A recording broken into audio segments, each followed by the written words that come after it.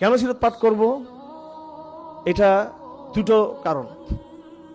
একটা কারণ হলো, যেহেতু জাহেলিয়া 1000 বছর আগে সেই জাহেলিয়া নতুন রূপে প্রত্যাবর্তন করছে আমাদের সমাজে, আমাদের রাষ্ট্রে, আমরা এই জাহেলিয়াতকে নির্মূল করতে চাই। এবং এই জাহেলিয়াতকে নির্মূল করতে হলে অবশ্যই আমাদের সিরতের মডেল আমাদের সামনে থাকতে হবে।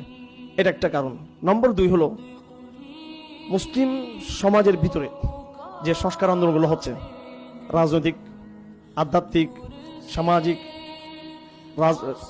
সামরিক, সর্বলেনে এই কাজগুলোর মধ্যে মারাত্মকভাবে বেদাত যুক্ত হয়েছে এখানে।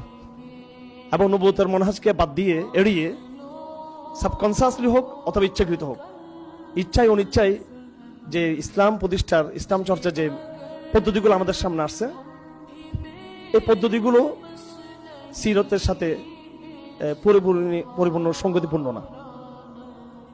আমাদেরকে ওই জন্য আমাদের সিরতের আলাপটা জরুরি।